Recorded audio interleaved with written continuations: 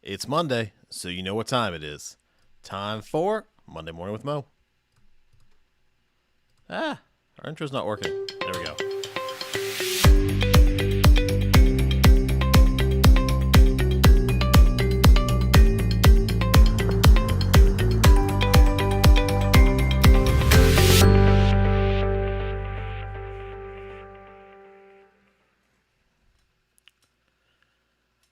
What's going on, guys? Happy Monday to you, and welcome to another episode of Monday Morning with Mo.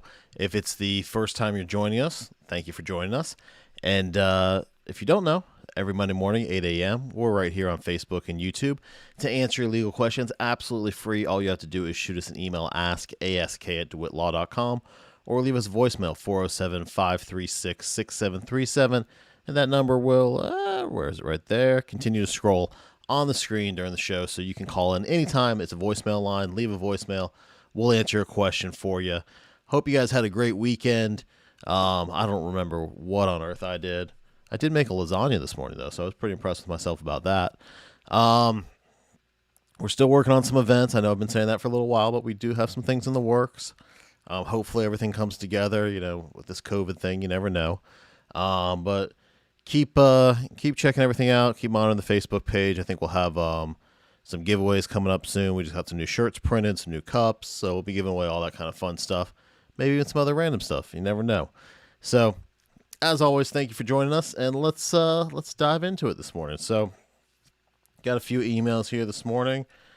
First up, we have Lauren. Lauren says, we have 2 children and have been separated for 6 years now. We've shared them 50-50, and we've had our share of issues, but now he is saying he only wants them every other weekend. I told him I need child support and that I wanted to go through the state at the very least, and he is very against it. He thinks my request for $400 a month is too much. He is pushing back on everything. I offered to take Wednesdays every other week for dinner so he could be able to see them, and he said he can't commit. I know I need some sort of legal help, but don't really know where to start. All right, so we've talked about this before. The first issue here is you got to come up with a time-sharing schedule or a parenting plan that works for you guys. So once you do that, then you can calculate the child support. And child support in Florida is a formula. You don't just make up a number. You can't just make up $400 a month. It's an actual formula, and the formula is based on 4 primary factors. First one is the number of overnights you have with the child. Second one is the incomes of each party. And then if there's any daycare costs for the child, and then the health insurance costs. So you're going to plug that into the formula, and it's going to shoot out a number for you. So here he's saying that basically he can't exercise 50-50 time sharing anymore. And a court's not going to force him to exercise 50-50 time sharing, but they are going to make him pay child support if he's not going to exercise his time sharing. So I think, the problem here is, and this happens a lot, unfortunately, but the actual time sharing schedule and the money are 2 separate issues, and really they're not to be related. I know that doesn't really make sense, but what the amount of money that you're paying shouldn't impact the time sharing that you have or the custody that you have with your kids. So here, clearly he's motivated by money to some degree. He's saying he doesn't want to have to pay child support. So that's kind of a problem. So what you really need to do is look at it and say, okay, this is the time sharing schedule he says he can actually exercise. And again, it's based on overnight. So I think you mentioned having a Wednesday dinner or something. Yeah, Wednesday dinner every other week. That doesn't help the child support at all. It's based on overnights, not the actual days. So you just need to go and calculate based on what he can actually do for overnights and see what the child support comes out to. Whatever it is, it is. It may be $50, maybe $500. It's a formula.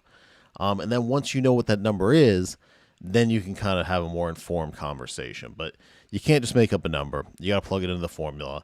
And basically, you need to look at, with his reduced overnights, what is his child support obligation looking like? And then you can go from there. So hope that helps, Lauren. If you need anything else or have any other questions, let me know. And best of luck to you. So let's see here. Next up, we have John. John says, I was in a car accident. My car was totaled because a lady hit me from behind while I was driving 45 miles per hour in a 45 mile per hour zone. So she had to be going about 90 miles per hour or so to total my car while I was driving. Yeah, that's pretty fast. I had to miss days of work because of this. It made my migraine headaches worse, and not to mention all the inconvenience it caused me. Do I have any sort of case, or is this something you can help me with? All right, so absolutely. I mean, first of all, it sounds like a pretty bad accident if she was going double the speed limit. Clearly seems like she was at fault. You've had to miss days of work. And now what really caught my attention here is it made your migraine headaches worse. Not to mention the inconvenience. But when you're having serious migraine headaches after a car accident like that, especially with that hard of an impact, there may be more going on there.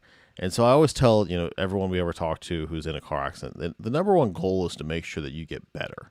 And with migraine headaches like that, we worry about traumatic brain injuries. And those aren't something that, we say traumatic brain injury and it makes you think, someone's in a coma or something like that. It's not always the case. It can have long-term memory effects, ongoing migraines like this.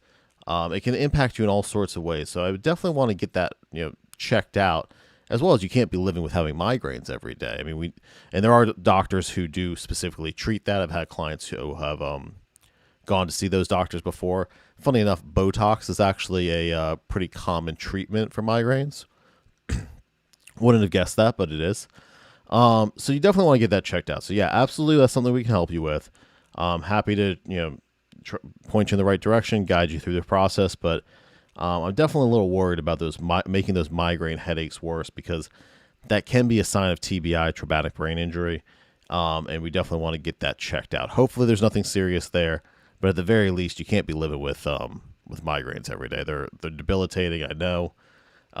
So we gotta get you checked out there. So thank you for your email, John, and let's get you taken care of and get you in to see some help and make sure you hopefully get those headaches taken care of. So, as always, thank you for all the emails. Thank you for all the questions. It makes my job a lot easier every Monday. And you can keep it coming. AskASK@DeWittLaw.com. 407-536-6737. I finally got that memorized now.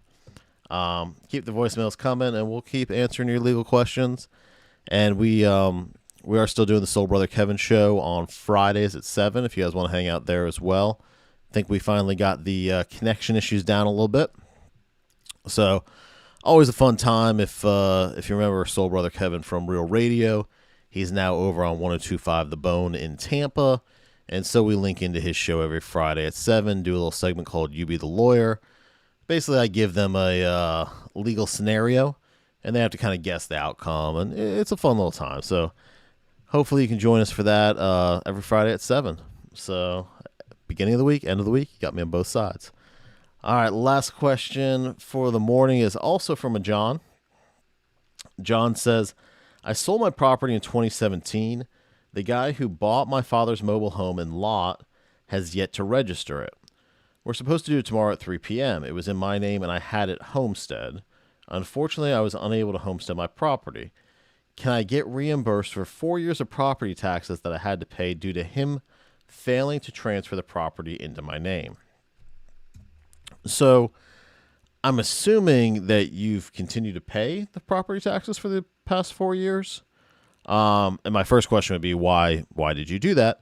And why were you not aware, based on that he didn't transfer the property into your name? So assuming you've actually paid them for his property, then sure, you may have an unjust enrichment claim or something along those lines. Years ago, the firm actually had a case where there was two properties, adjacent properties right next to each other, and there was something crossed in the property records or something like that where Guy A was paying the property taxes for property B, and B was paying property taxes for property A. And the problem was one property was worth a lot more, so then that other person tried to say that he had a claim and basically take the other property by adverse possession. So that was kind of a crazy case. But anyways, in this scenario, I'm a little confused as to why you continue to pay the property taxes for 4 years. But that aside, if you did pay the property taxes for 4 years and he was supposed to record the deed 4 years ago, he didn't do it, you may have an unjust enrichment claim against him for the money that you paid on his property for those property taxes. I have a feeling maybe there's a little more to the story. So if there are more details, let me know and kind of work through it for you there. But just in the basic, hey, if you paid money that enhanced somebody else's property, then yeah, you could certainly have a claim to try to get reimbursed for that. So as always, thank you for all the questions. Hope you guys have a wonderful week. If you need me, you know where to find me. And hope you'll hang out with us more. Hope you'll hang out on Soul Brother Coverage Show at Friday at 7. Otherwise, have a great week. See you guys soon. And I'll see you next week for another episode of Monday Morning with Mo. So take care, everybody. Oh, that's not going to work today either? Come on, computer. There we go.